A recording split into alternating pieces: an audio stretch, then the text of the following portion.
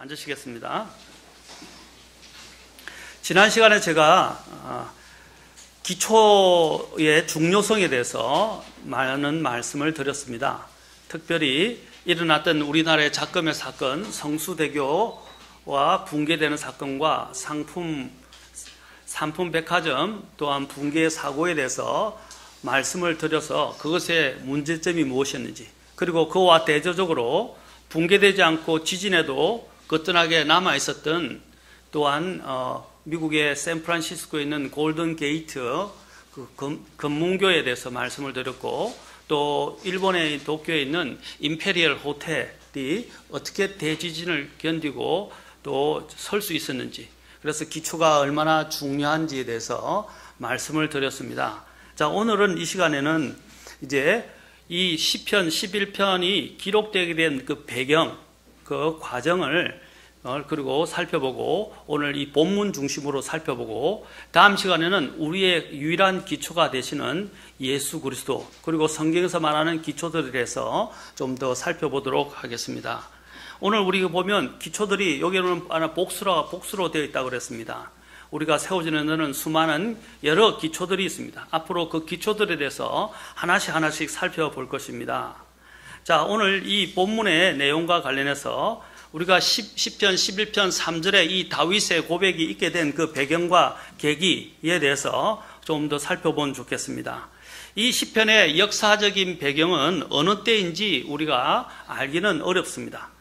분명 이 시편은 서두에서 오늘 보면 뭐라고 되어 있습니까? 악장에게 준 다윗의 시라고 이야기를 하고 있습니다. 그래서 시편 이 기자는 다윗이라는 것을 분명히 알 수 있습니다. 오늘 이 본문은 사울의 뜰에서 사울이 왕으로 있을 때에 그 사울의 궁정에서 일어난 일인지, 사울에게서 다윗이 도피해서 10년 동안 광야에 있으면서 기록한 것인지, 그 있었던 때를 이야기하는 것인지, 아니면 이후에 압살롬의 반역에 의해서 자신의 아들의 반역을 했죠? 자신의 아들의 반역, 그 압살롬의 반역에 의해서 예루살렘을 포기하고 그 아들인 압살롬에게 넘겨주고 요르단 건너편에서 도피처를 삼았던 때를 이야기하는 것인지, 이것은 우리가 잘 알지 못했지만 분명히 그가 굉장한 위기에 처했다는 것을 우리는 알 수 있습니다. 1절뿐 아니라 특히 2절을 통해서 우리는 그의 위기가 얼마나 급박하고 굉장히 엄중했던 문제인지를 우리가 여기서 볼 수 있습니다. 사울 왕이나 압살롬이 다윗을 쫓고 있었고, 또한 많은 사람들이 이 불의한 사울 편에서, 압살롬 편에서 붙어서 아첨하면서 다윗을 죽이려고 했던 것입니다. 사람들은 이 다윗에게서 뭐라고 조언을 하는가 하는 것입니다. 오늘 여기 보면 분명히 두 가지 목소리가 나타나고 있습니다. 똑같은 상황에 대해서 사람들이 보고 있는 이런 관점이 이렇게 차이가 날 수 있다는 것입니다. 한쪽은 굉장히 이러한 상황에서 위기 속에 있죠. 이러한 위기 속에서 다른 한편은 다윗에게 뭐라고 말합니까? 도피하라고 이야기를 합니다. 다른 한편은 굉장히 두려움 가운데 또한 휩싸여 있습니다. 그러나 또한 다른 편에서는 이러한 위기 속에서 불안해하기는커녕 오히려 하나님을 더 신뢰하고 확신에 차 있는 것을 보게 됩니다. 또 다른 한편은 하나님에 대한 여러 가지 불신과 인간적인 이러한 방편들을 항상 도모하게 되는 것을 보게 됩니다. 그러나 한쪽에는 정말 믿음의 확신에 차 있고 신뢰 가운데서 오히려 더욱더 하나님을 신뢰할 것을 바라보고 있는 목소리를 들을 수 있습니다. 자, 여기 오늘 보면 대비되는 것이 있는데 바로 불안이냐 아니면 안정이냐, 또한 두려움이냐 아니면 신뢰냐라는 이러한 두 방면에서 우리는 이 말씀을 조명해 볼 수 있다고 할 수 있습니다. 자, 여기서 가장 큰 문제는 이제 다윗이 의지하고 있었던 그 기반들이 다 흔들리는 것입니다. 그래서 3절에 보면 기초들이 무너지면 어려운 자들이 무엇을 할 수 있으리요? 라고 했습니다. 다윗이 신뢰하고 있었던 모든 기반들이 무너졌다는 것입니다.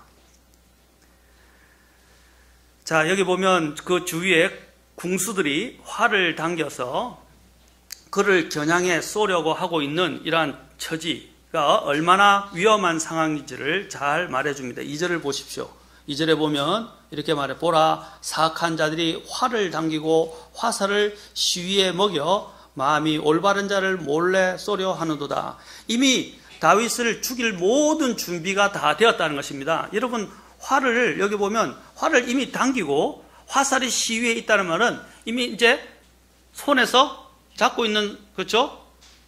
활 시위대에서 잡고 있는 이 손을 놓기만 하면 바로 이 활이 날아와서 다윗을 죽일 수 있는 그런 급박한 상황이라는 사실을 보게 됩니다. 바로 이런 위기에 처했을 때 가장 먼저 드는 생각이 무엇입니까? 빨리 도망쳐야 한다는 생각일 것입니다. 다윗의 친구들도 또 다윗에게, 또 다윗의 동료들도, 주변에 있던 사람들도 그에게 새처럼 빨리 행동하고 빨리 도망하라고 충고를 했다는 것입니다. 자, 우리가 이러한 상황에서 여러분이라면 어떻게 하시겠습니까?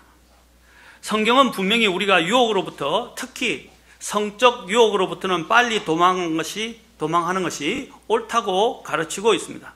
여기서 보면 다윗은 도피하지 않았다고 이야기를 하고 있습니다. 그런데 우리가 도피해야 될 것이 있어요. 성경에서는 성적 유혹으로부터는 빨리 도피하라 라고 말하고 있습니다. 여기 보디발에 의해서 보디발의 집에서 그 아내에 의해서 유혹을 받았던 요셉을 생각해 보십시오. 요셉이 어떻게 했습니까? 바로 거기서 도망쳤습니다. 억울하게 누명을 쓰고 감옥에 가게 되었습니다. 그것이 창세기 39장에서 나옵니다. 디모데후서 2장 22절에서도 이러한 상황들을 염두에 둔 것인지 바울이 뭐라고 기록하고 있습니까? 바울이 바로 성적인 이런 유혹으로부터 도피하라, 간음으로부터는 도피하라 라고 디모데후서 2장 22절에서 가르치고 있습니다. 자, 무조건 우리가 이러한 죄들에 대해서 합리화하기 쉬운데 우리가 도피해야 될 것이 분명히 있다고 말하고 있습니다. 그러나 오늘 이 본문에서는 우리가 도피하지 말아야 될 것이 있다고 말하고 있습니다. 우리가 다윗을 보면 놀란 새처럼 도망하는 대신에 하나님을 신뢰하고 믿음으로 독수리처럼 높이 날아 올라가야 합니다. 하나님이 주시는 눈으로 우리는 적들을 바라보아야 합니다. 그들은 뭐라고 말합니까? 조언을 합니까? 자기들의 산으로 도망하라고 말합니다. 그래서 사실 그들의 산은 무엇입니까? 그들의 산은 너희 산으로 라고 이야기를 하고 있죠. 너희라는 말은 다윗에게서는 그들이 조언입니다. 그들의 조언입니다. 그들의 동료들의 조언입니다. 그들은 뭡니까? 그들의 산으로 도망하라 라고 말하고 있습니다. 그들이 만들어내는 방책, 그들이 만들어낸 도피처, 그들이 만들어낸 안전처로 도망하라고 이야기를 하는 것입니다. 그럴 때 우리는 어떻게 해야 됩니까? 하나님의 눈으로 그 적들을 바라보아야 합니다. 하나님의 눈으로 그러한 사람들이 주는 조언과 방책들을 해석해 보아야 합니다. 그들은 자신들의 산으로 도망하라고 말합니다. 그러나 그들의 산은 뭡니까? 안전하지 못하다는 것입니다. 이 세상이나 세상 사람들이 안전하다고 하거나 안전을 보장하는 그 산은 심판의 날에는 결코 견딜 수가 없다는 사실입니다. 오늘날 보십시오. 이 세상이 종말이 올 것이라고 하면서 신문에도 났지만 세계의 CEO들이 이제 어떻게 합니까? 굉장히 안전하다고 생각하는 바위산 같은데 안전하다고 여겨지고 지진이 잘 일어나지 않고 지진도 견딜 수 있다고 하는 생각되어지는 곳에 지하 벙커를 만들어서 지하 벙커에 온갖 많은 시설들을 만들어 놓고 심지어는 먹을 것, 그 다음에 전력을 만들 수 있는 것, 그리고 먹을 것을 키울 수 있는 이런 시스템을 다 만들어 놓고 도피하려고 준비를 다 해놨다고 합니다. 그래서 핵 전쟁이 일어나거나 또 지구의 기후의 대이변이 일어나거나 문제가 생겼을 경우에 그들은 바로 안전하다고 하는 지하로 들어가서 살 수 있다고 생각합니다. 그것이 실제로 이루어지고 있다고 성경은 이야기하고 있어요. 그 CEO들이 지금 수많은 CEO들이 은퇴를 지금 하고 있고 은퇴하면서 지하 벙커를 만들고 지하 속에 안전처를 만들고 있다는 것입니다. 도피처를. 그러나 계시록에서 뭐라고 말하고 있습니까? 그것도 견딜 수 없다고 말했습니다. 주님의 진노의 날, 그 대환란이 임하게 될 때는 어린 양의 그 진노로부터 피하여 숨을 수도 없고 그 모든 것들도 다 무너지게 될 것입니다. 그들이 산들 뒤에 숨어서 산들 안에 또한 지가 벙커를 만들어서 숨었을 때 그들을 어떻게 어린 양의 진노로부터 우리를 숨기라 하지만 어린 양의 그 진노의 낯으로부터 도저히 숨을 수 있는 것은 없다는 것입니다. 하나님께서 그때는 맹렬한 진노로 그들을 다 찾아내고 심판하실 것이기 때문입니다. 이 세상에 어떤 것도 안전한 것은 없습니다. 오늘날 많은 사람들이 이 세상에 안전처들을 만들어 놓고 우리 보고 어떤 위기에 대해 대피하라고 합니다. 어떤 사람들은 이야기합니다. 그 교리적인 문제이지만 어떤 사람들은 우리가 그리스도인들 믿는 그리스도인들조차도 환란을 통과하게 될 것인데 대환란이라고 말하는 7년 대환란을 통과하게 될 것인데 통과하게 될 때 적그리스도로부터 표를 받지 말아야 될 뿐만 아니라 또한 적그리스도로부터 자립을 할 수 있고 먹고 살 수 있는 그러한 안전한 곳으로 가서 농토를 가꾸면서 살아야 된다라고 이야기하는 사람들이 있어요. 여러분 성경 계시록을 보시면 절대로 어떤 것도 안전한 곳이 없어요. 먹을 것도 없고 마실 물도 없게 됩니다. 그리고 또한 적그리스도의 표를 받지 않으면 먹고 사고 팔 수도 없게 됩니다. 매매가 불가능하게 됩니다. 우리 그리스도인들로 하여금 그런 곳에 들어가라고 이야기하는 것은 그것은 성경적이지 않습니다. 우리는 그러한 대환란이 오기 전에 우리는 이미 안전하신 예수 그리스도라는 도피처를 갖고 있기 때문에 예수 그리스도를 통해서 우리의 몸은 휴거하게 될 것이고 변화받게 될 것입니다. 어떤 분이 이것을 이제 여러분 이야기나 환란 통과설이라고 이야기하고 또 환란 전 휴거설이라고 이야기합니다. 우리의 믿음은 환란 전 휴거를 믿고 있습니다. 왜 그렇습니까? 우리가 예수님이 우리를 구원하신 저는 어떤 분이 이런 문제 때문에 저하고 논쟁을 했었는데 하면서 우리가 구원받았지만 우리의 구원이 완전해지기 위해서는 대환란을 통과하면서 이제 하나님께서 완전히 우리를 연단시키셔서 완전한 사람으로 만들기 위해서 대환란 통과하는 것이 필요하다라고 이야기합니다. 그리고 진짜 믿음이 거기서 드러난다라고 이야기한 사람들이 있었어요. 그래서 제가 이렇게 이야기했습니다. 예수님이 십자가에서 헛되이 죽었습니다.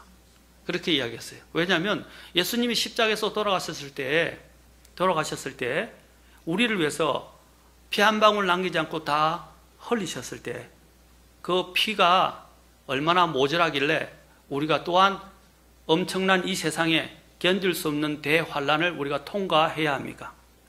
분명히 성경은 약속하시기를 하나님의 진노로부터 우리를 주님께서 지키시겠다고 약속하셨어요. 데살로니가 전서에서 두 번이나 이야기를 하고 있고 사도 바울이 계시록에서도 주님께서 시험의 때를 면하게 하겠다고 약속을 하셨습니다. 예수님은 바로 우리의 안전한 터에 있습니다. 우리가 예수님을 의지하게 될 때 이 세상에 믿지 않는 자들과 또 주님을 거절하는 사람들에게 향하신 그 하나님의 진노가 맹렬히 쏟아지는 그때로부터 우리를 지킬 수 있으시다는 것입니다. 예수님만이 우리를 지킬 수 있는 분이십니다. 그런데 우리가 예수님을 믿고 있는데 예수님을 믿는 믿음이 모자라서 우리의 믿음을 측정하려고 또 우리의 믿음을 통해서 우리의 믿음이 견디는 믿음을 통해서 구원받게 하려고 대환란을 통과한다는 것은 그것은 성경적이지 않다는 것입니다. 예수님은 이미 우리를 이러한 환란으로부터 영원히 있게 될 이 세상의 대환란으로부터 우리를 온전하게 구원하실 수 있는 권능을 가지고 계신 분이십니다. 자, 어쨌든 사람들은 앞으로 어떻게 합니까? 자신들의 도피처를 준비하고 안전한 도피처를 준비하고 그것으로 도망하라고 이야기합니다. 오늘 여기 있는 다윗도 마찬가지입니다. 다윗도 어떻게 되었습니까? 여기 있는 주변의 사람들이 그들의 산으로 도망하라고 말했습니다. 그러나 그들의 산은 심판날에는 결코 견딜 수 없을 것입니다. 세상은 우리에게 계속해서 우리가 세상 속에 계속 숨으라고 말합니다. 세상에 도피처를 만들고 그곳으로 가라고 유혹을 합니다. 그러나 사람들은 이 세상의 산들에 자신을 숨길 수 있을지 모르겠지만 그러나 주님의 그 진노로부터 주님의 그 무서운 눈으로부터 그들은 피하여 숨을 수 없다는 것입니다. 돈과 권력과 명예와 능력과 권력과 또 지식과 학벌과 화려한 스펙과 재능으로 자신들의 있는 부분들을 감추려 하지만 그들은 그것을 가지고도 자신들의 안전을 결코 도모할 수 없다는 것입니다. 심지어 사람들은 오늘 여기에 있는 보면 사람들은 사울 왕에게 압살롬에게 복수를 하라고 다윗에게 조언한 사람도 있습니다. 사울 시대에는 아비새라는 사람이 다윗을 대신해서 복수하겠다고까지 했습니다. 그러나 다윗은 이러한 때에 자신의 산으로 그들의 산으로 도피하지 않았다는 것입니다. 다윗은 또 복수도 하지 않았습니다. 다윗이 피한 곳은 어디였습니까? 바로 하나님이란 도피처, 하나님이란 반석, 하나님이라는 그 산성으로 그는 도피를 했다는 사실입니다. 그는 하나님을 자신의 인생의 기초로 삼았습니다. 하나님의 방법으로 사울 왕을 그는 오히려 두려워하고 사울 왕을 존중하면서 대했습니다. 그때 하나님께서 사울 왕을 폐하시고 다윗을 결국에는 왕으로 세우셨습니다. 하나님께서는 사울로 인해서 다윗을 기름 부으시고 하나님께서 다윗을 세우셨습니다. 다윗은 그 하나님께서 세우신 것에 대한 믿음을 갖고 있었습니다. 결코 사울이 그를 해치지 못할 것이라는 것. 그리고 또한 사울은 어떻든 간에 그가 하나님으로부터 월권 행위를, 하나님께 대하여 월권 행위를 하고 그가 잘못된 이런 왕위를 누리고 있었을 때 다윗이 갖고 있었던 신앙은 무엇이었습니까? 그 사울마저도 하나님이 심판하실 것이며 자신의 손으로 그 왕을 대적하고 보복해서는 안 된다는 것이었습니다. 하나님의 기름 부음 받은 자를 대적할 수 없었다는 것입니다. 그는 온전히 이 모든 부분을 하나님께 맡겼습니다.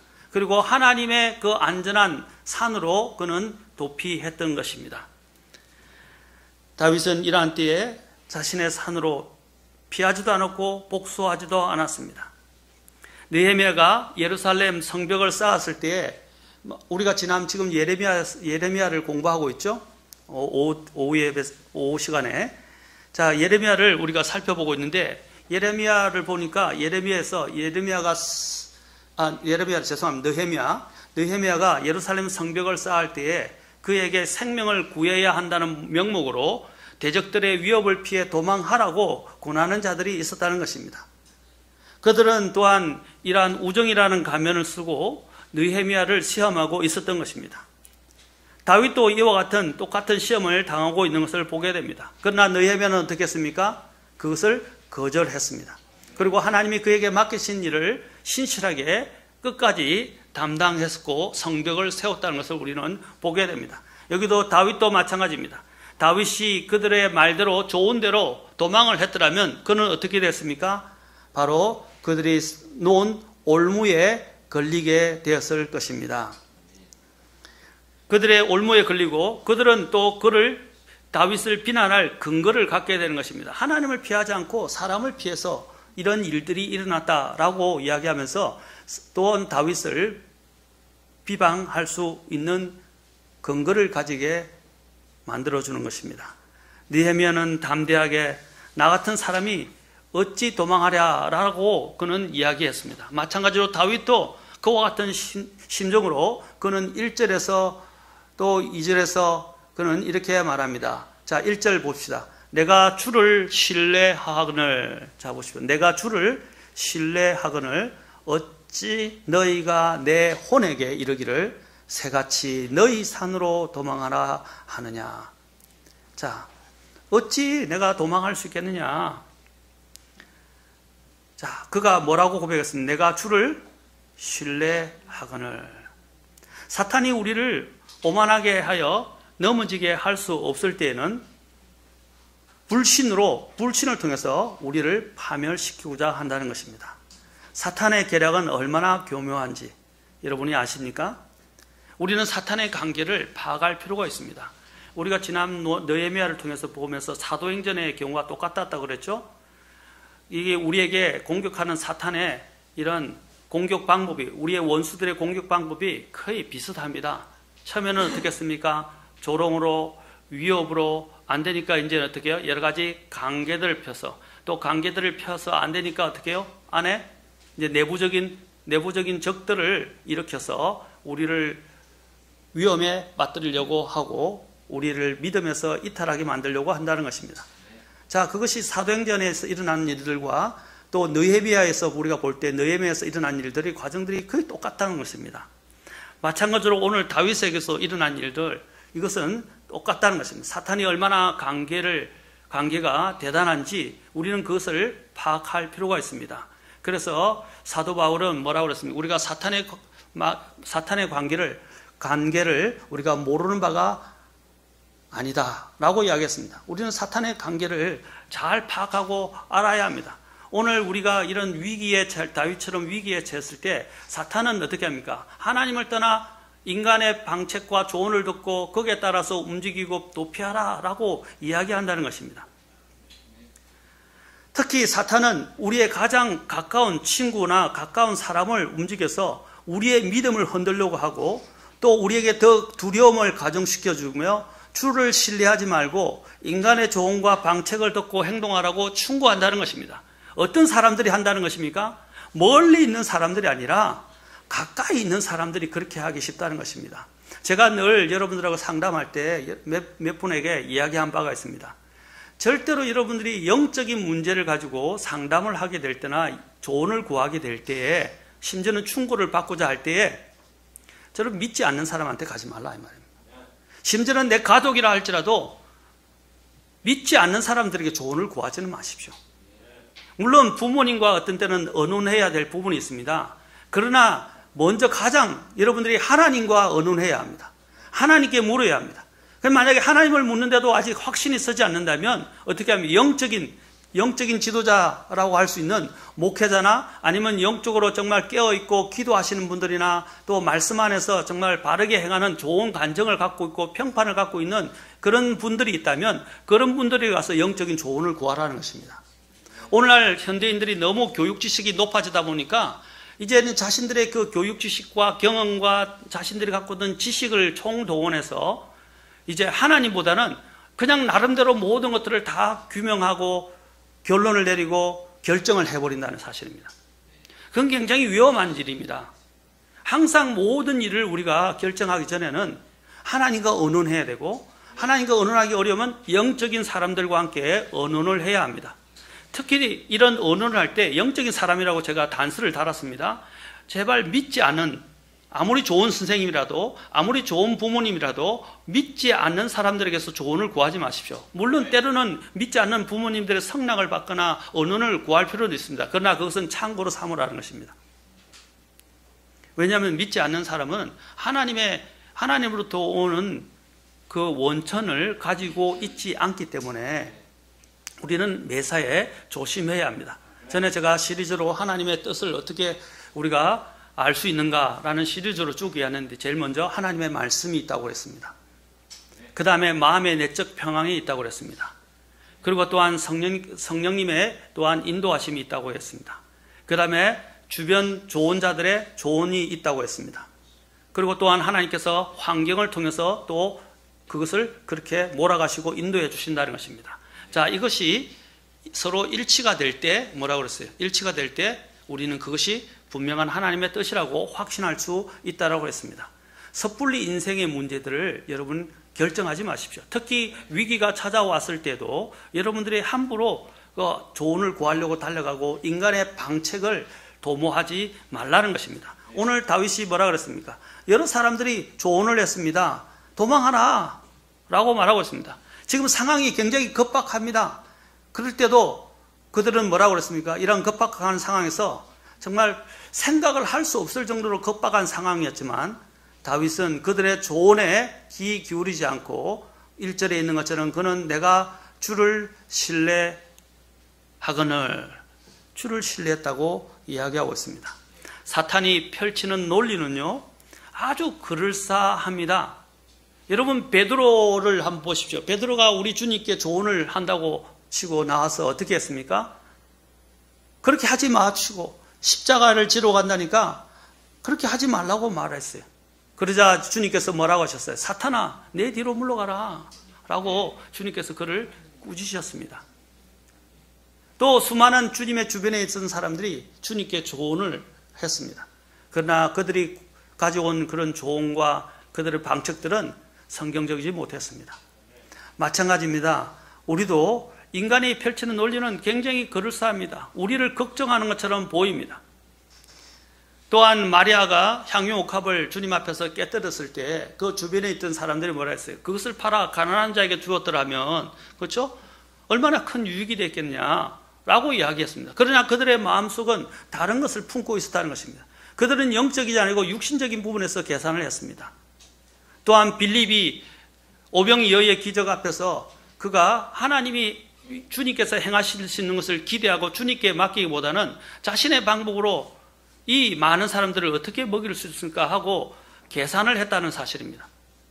그러나 주님은 그에게 주님께서 얼마나 큰 능력이 있으신지를 그에게 기적을 통해서 보여주셨던 것입니다. 우리의 인간의 산수를 방법을 가지고 계산하지 말라는 것입니다. 믿음은 측정되는 것이 아닙니다. 믿음은 온전히 하나님의 말씀과 그분을 신뢰하는 것입니다. 사탄은 항상 인간적인 이런 아주 우리가 그럴싸한 논리를 가지고 우리에게 다가옵니다. 그러나 이런 때에 우리가 확고하게 주님을 의지하지 않으면 위험스러운 일이 닥칠 때마다 겁이 많은 새처럼 두려움에 떨게 되고 도망가기에 급급하게 된다는 것입니다. 그래서 다윗은 친구들의 충고를 듣지 않았습니다. 그는 오로지 이러한 때에, 위기의 때에 그가 신뢰할 수 있는 것은 주님이었습니다. 아브라함도 어려운 때에 물론 주님 앞에 그가 범죄한 적도 있고 다윗도 범죄한 적도 있습니다. 그러나 그들의 삶을 우리가 조명해 보면 우리 인간의 모습들을 보게 됩니다. 우리도 살다 보면 때로는 주님께 대한 불신과 믿음이 없어서 잘못된 일들을 저지를 때도 있습니다. 그러나 우리의 중심은 항상 하나님을 향하고 있어야 된다는 사실입니다. 아브라함도 어떻게 실수는 했지만 그의 중심이 항상 하나님을 향하고 있었고 하나님을 절대적으로 신뢰했으며 하나님이 주신 약속들을 붙들고 있었습니다. 그러한 부분에 대해서 설명하고 있는 것이 바로 로마서 4장에서 사도 바울이 로마서 4장에서 아브라함이 어떤 믿음을 가지고 있었는가 하는 것입니다. 그렇죠? 죽은 자를 능히 살리시는 분, 없었던 것을 있는 것처럼 부르시는 분, 또 하나님의 그 약속을 지키시는 그 하나님, 신실하신 하나님에 대한 믿음을 가지고 있었다는 것입니다. 그에게는 불가능하던 이런 상황에서 그는 하나님의 약속에 대한 믿음을 갖고 있었다는 사실입니다. 다윗도 마찬가지였습니다. 이러한 상황에서 그가 의지할 수 있었던 것은 바로 하나님이었습니다. 그리고 그분의 말씀의 약속이었다는 사실입니다.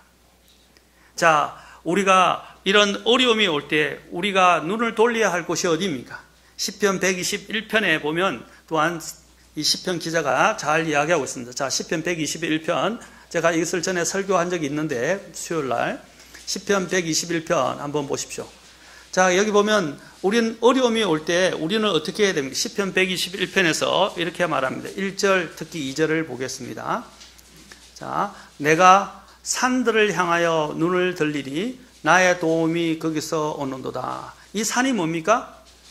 주님이 오시는, 그렇죠? 이제 교리적으로는 이제 앞에 주님의 재림에 관련된 이 시편입니다. 이것도 주님이 이 재림하게 될 때 오게 될 그 산들, 그걸 킹스 하이웨이라고 이야기합니다. 왕의 대로라고 불려지는 것입니다.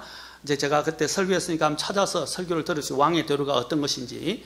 그 예수님께서 오시는 길을 이야기합니다. 재림할 때. 그때 주님께서 산들을 통해서 산들을 쭉 거쳐서 오게 됩니다. 마지막에는 올리브산에 서게 되시는데, 자, 주님이 오시는 그 산들을 향하여 눈을 들라 이 말입니다. 그 산들을 향해서, 그 산들은 어떤 산입니까? 바로 주님이 계신 곳입니다. 주님이 오시는 곳입니다. 주님이 뭐라고 그랬어요? 나의 도움이 거기서 오는도다. 나의 도움이 또한 하나님이 어떤 하나님인가를 정의하고 있습니다. 하늘과 땅을 만드신 주로부터 오는도다. 사랑하는 성도 여러분, 우리에게 어려운 상황이 닥칠 때 우리는 둘 중 하나를 선택해야 합니다. 하나님께 피하든지 하나님이 아닌 다른 곳으로 피하든지.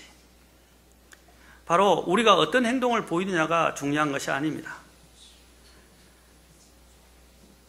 우리가 어떤 결정을 해야 할지, 오늘 이런 중대한 상황에서, 위기의 상황에서 우리는 하나님께 도움을 구하고 하나님이 오실 것을, 하나님의 도움을 구하고 하나님이 오실 것을 기대하며 또한 하나님이 우리에게 만들어 주신 그 안전한 곳으로 우리는 도피를 해야 합니다. 믿음의 도피인 것입니다. 여기서 2절에서 보면 보라는 단어를 보십시오. 보라라고 되어 있습니다. 자, 사악한 자들이 활을 당기고 화살을 시에 먹여 마음이 올바른 자를 몰래 쏘려하는데, 여러분 이러한 상황을 여러분이 눈으로 본다면 어떻게 됐어요? 당장 활을 걸어서 시위를 이제 당겨서 놓기 직전에 이런 상황을 한번 연상해 보십시오. 여러분이 그걸 보면 어떻게 했어요? 겁에 질려서 두려움에 들어서 아마 한 발짝도 못 움직일 수도 있고요. 그걸 보자마자 인간적인 방법으로 도피하려고 할 것입니다.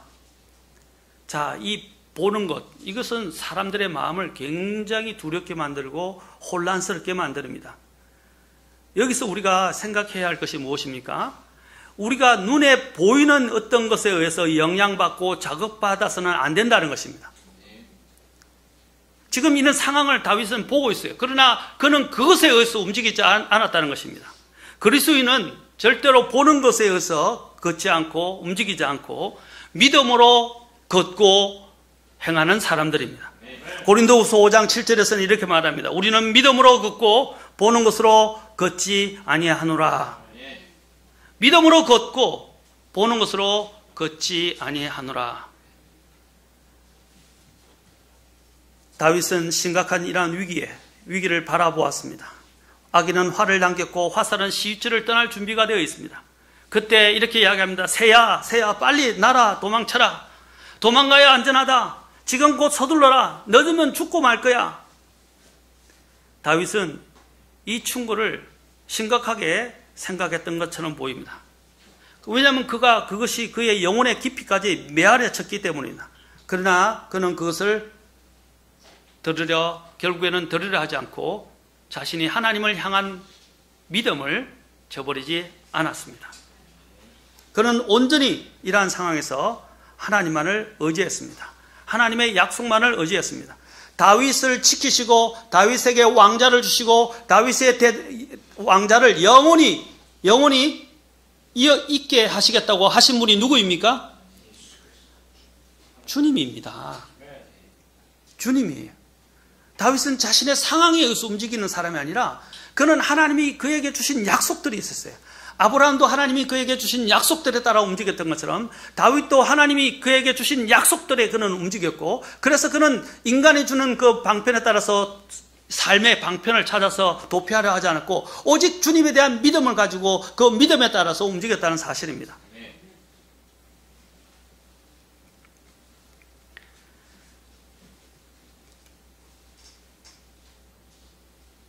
우리가 하나님을 신뢰하게 된다면 우리는 요동하지 않게 될 것입니다. 불안에 떨지 않게 될 것입니다. 두려움 때문에 떨게 되지 않을 것입니다. 시편 기자는 우리가 두려움과 신뢰, 인간의 조언에 귀를 기울인 것과 또한 주님께로부터는 지혜에 순종하는 것 사이에서 선택해야 한다는 사실을 가르치고 있습니다. 두려움은 보는 것에 의해서 우리가 행보하는 삶을 대변해 주는 것입니다. 그러나 신뢰는 믿음에 의해 걸어가는 삶을 대변해 주는 것입니다.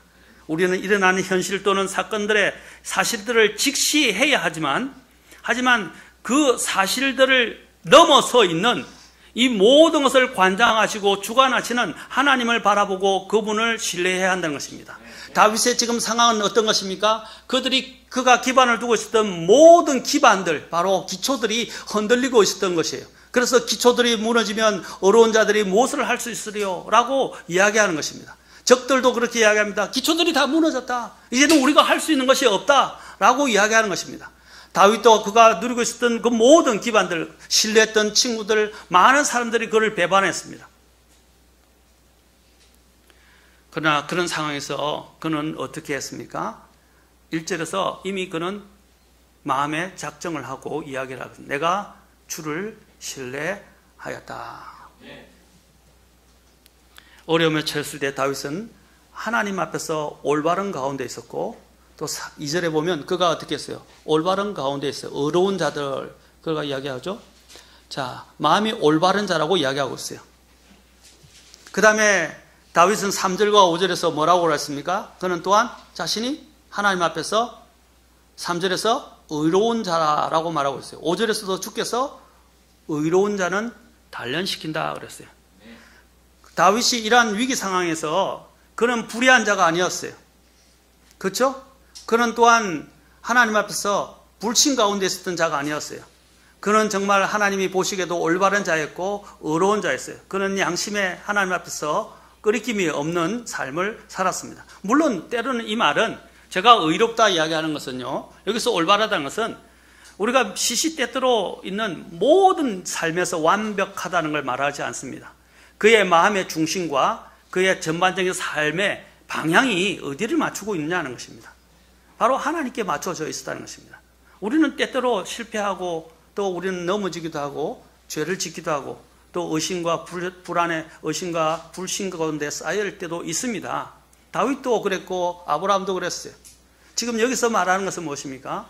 하나님을 그래도 계속 믿고 의지하는 삶을 사는 삶을 이야기하는 것입니다. 그래서 주님께서 아브라함에 대해서 뭐라 했습니까? 주님께서 아브라함에 대해서 그의 믿음을, 그렇죠? 그의 믿음을 의로 여기셨다라고 그랬어요. 아브라함이 결코 의롭게 살았기 때문이 아니라 그의 믿음을 의롭게 여기셨다고 말하고 있습니다.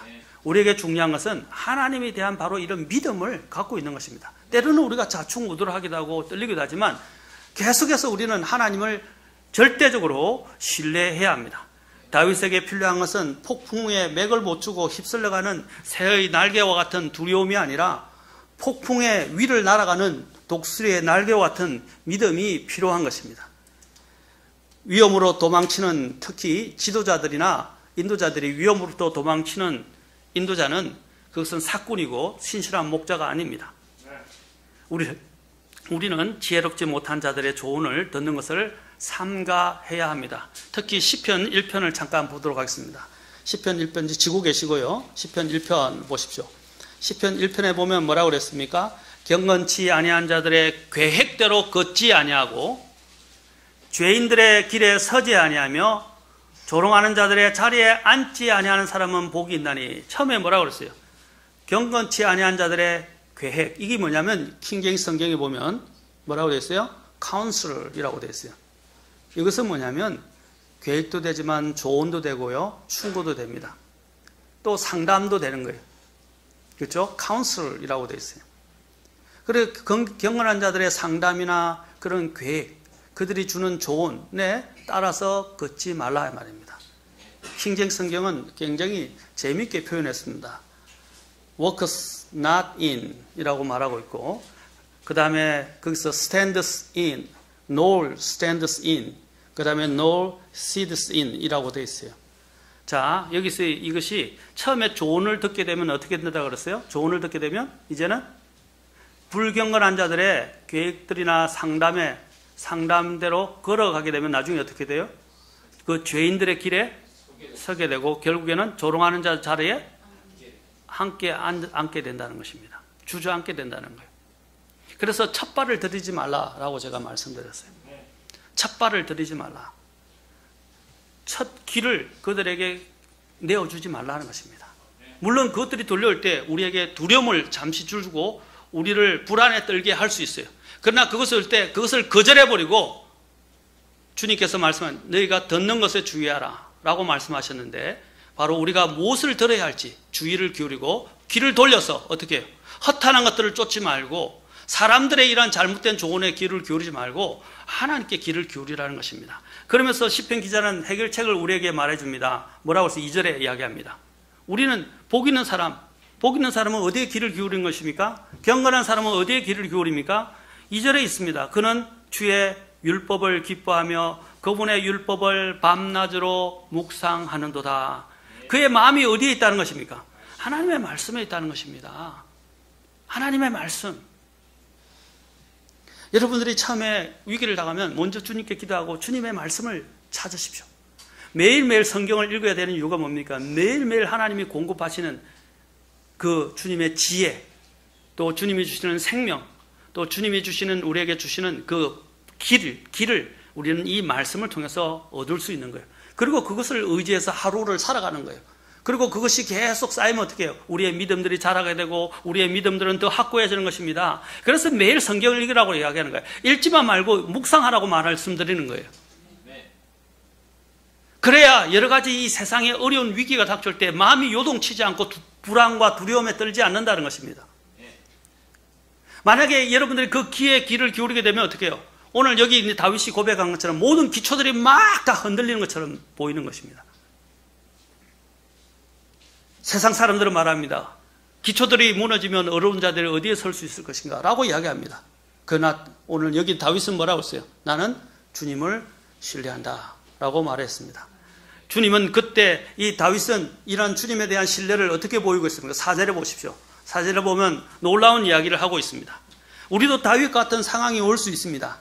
이때 다윗이 어떻게 했는가를 보십시오. 4절에 보십시오. 그는 뭐라고 봅니까? 1절에서 먼저 결론적으로 나는 주를 신뢰했다라고 말하면서 그가 무엇을 바라보았습니까? 그의 눈을 그거 보십시오. 2절에 있는 활을 당기고 화살에 실을 먹여서 쏘려 하는 그 적들을 바라보지 않고 그 위험을 바라보지 않고 그는 뭘 바라보았습니까? 4절에 뭐라고 그랬어요?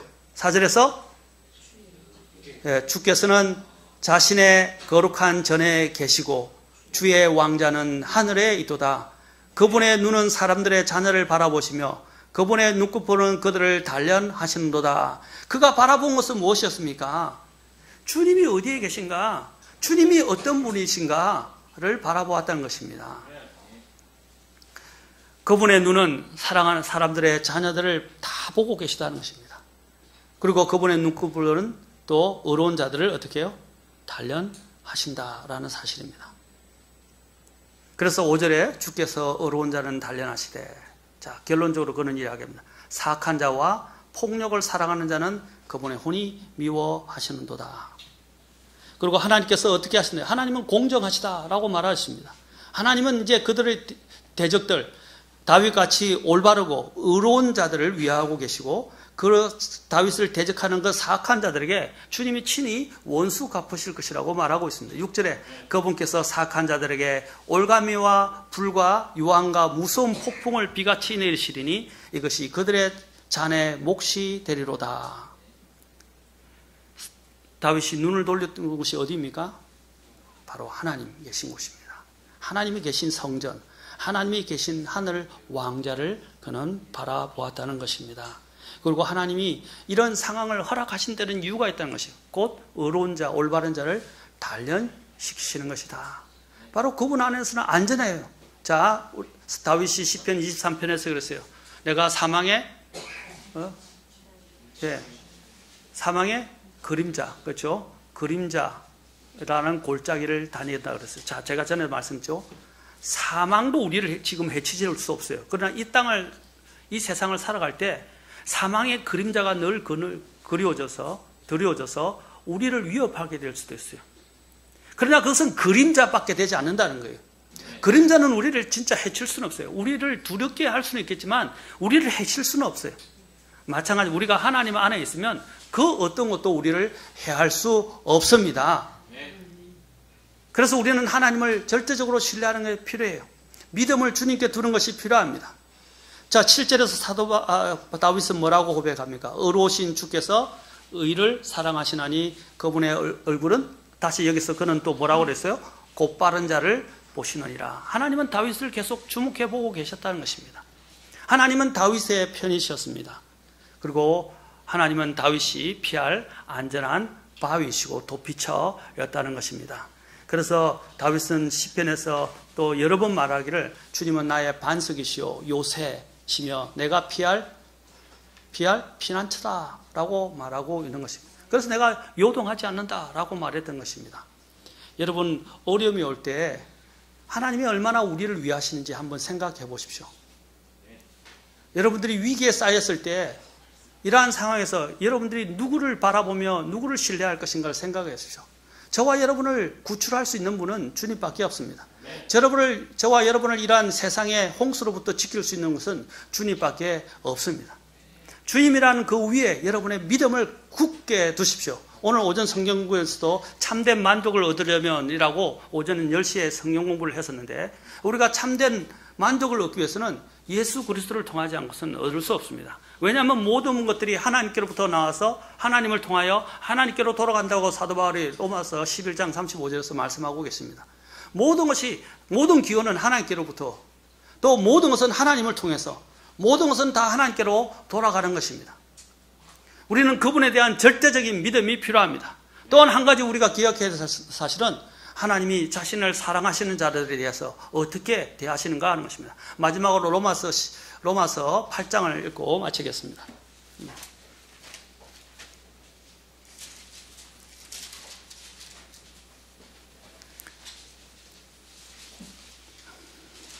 자, 로마서 8장. 이런 위기가 올 때 우리가 무엇을 생각해야 되냐? 자, 로마서 8장 31절부터 보겠습니다. 31절 보기 전에 먼저 29절, 26절하고 30절도 우리가 보겠지만, 자, 먼저 28절 봅시다. 우리가 알거니와 하나님을 사랑하는 자들, 곧 그분의 목적에 따라 부르심을 받은 자들에게는 모든 것이 합력하여 선을 이룬다. 원래 킹제임 성경 보면 for good, 선을 위해서 모든 것이 합력한다는 거죠. 궁극적으로 하나님은 우리를 위한 선한 계획을 갖고 계시고 선을 갖고 계십니다.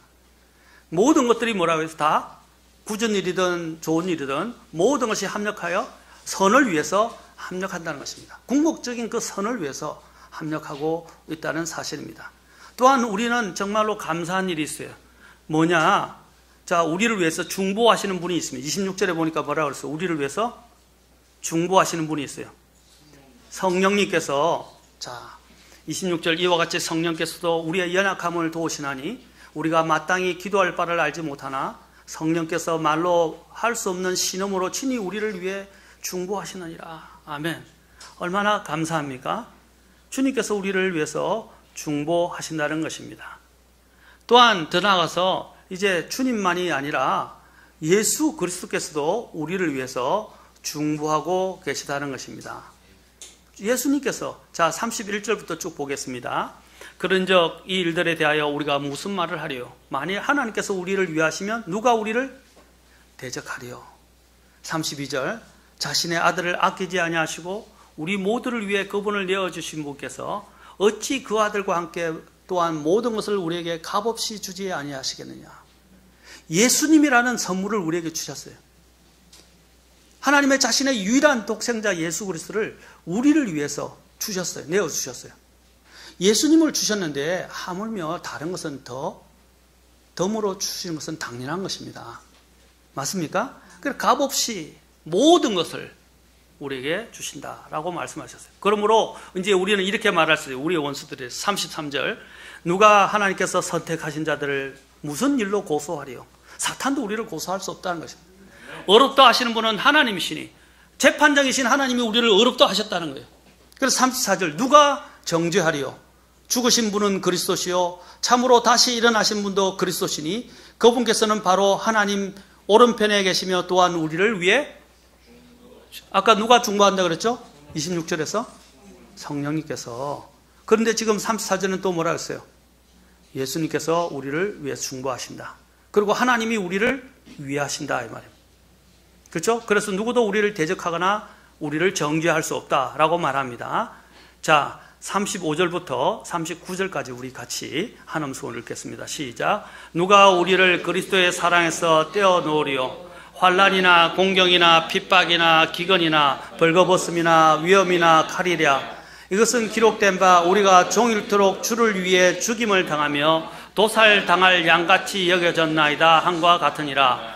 아니라 이 모든 것 가운데서 우리는 우리를 사랑하신 그분을 통해 정복자들보다 더 나은 자들이니라. 내가 확신하노니 사망이나 생명이나 천사들이나 정사들이나 권능들이나 현재 있는 것들이나 장래 있는 것들이나 높음이나 깊음이나 다른 어떤 창조물이라도 능히 우리를 그리스도 예수 우리 주 안에 있는 하나님의 사랑에서 떼어놓지 못하리라. 그 어떤 것도 우리를 위협할 수 없다는 것입니다. 자, 여기 다윗이 36절을 보면 다윗이 처한 상황과 비슷하죠? 종일토록 주를 위해 죽임을 당하고 도살당할 양같이 여겨졌다. 자, 우리는 어떤 자들입니까? 하나님의 사랑을 받은 자들입니다. 35절, 누가 우리를 그리스도의 사랑에서 떼어놓으리요? 환난, 공경, 핍박, 기근, 벌거벗음, 위험, 칼, 그 어떤 것도 할 수 없다는 것입니다. 38절에는 또 뭐라고 말합니까? 여기는 영적인 세력들을 이야기합니다. 사망, 생명, 천사들, 정사들 다 영적인 권능들을 이야기해요. 권능, 세력들을 이야기해요. 이 세력들조차도, 심지어는 죽음조차도 우리를 그리스도 예수 안에 있는, 예수 우리 주 안에 있는 하나님의 사랑에서 떼어놓을 수 없다. 그래서 37절에 뭐라고 말합니까? 우리를 사랑하신 그분을 통해 정복자들보다 더 나은 자들이라. More than a conqueror. 어떤 정복자들보다 우리는 더 강한 사람들이고 승리를 가진 사람들입니다. 사랑하는 성도 여러분, 위기가 찾아올 때 오늘 다윗처럼 사람들의 조언에, 사람들의 이러한 잘못된 조언에 귀를 기울이지 마시고 인간적인 방책을 찾지 마시고 여러분의 믿음을 하나님께 두십시오. 다윗이 당장 자기를 위해하려는 그것을 눈으로 목격했지만 그는 눈으로 보는 것에 의해서 움직이고 좌충우돌하지 않았고 오히려 그는 믿음을 주님께 굳게 두었습니다. 그리고 하나님을 신뢰했습니다. 그리고 하나님이 어떤 분이신지 오늘 4절에서 본 것처럼 그는 바라보았습니다. 그리고 하나님께서 그를 얼마나 사랑하신지 그는 생각하게 되었습니다. 여러분도 마찬가지입니다. 어떤 위험과 위기가 닥칠 때에 저와 여러분들의 믿음을 어디에 두시겠습니까? 눈에 보이는 것에서 움직이시겠습니까? 귀에 들려지는 것에서 움직이시겠습니까? 아니면 여러분들의 믿음으로 하나님께 눈을 두시고 또 하나님께서 주시는 그 음성인 말씀에 여러분의 믿음을 두시고 움직이시겠습니까? 여러분이 주님 안에 있으면 안전합니다. 기초들이 다 무너져도 우리의 영원한 기초가 되시는 예수님은 절대 무너지지 아니하십니다. 그분께 믿음을 두십시오. 그분께로 피하십시오. 그분께 도움을 구하시는 저와 여러분이 되실 수 있기를 주의 이름으로 축원합니다. 기도하시겠습니다.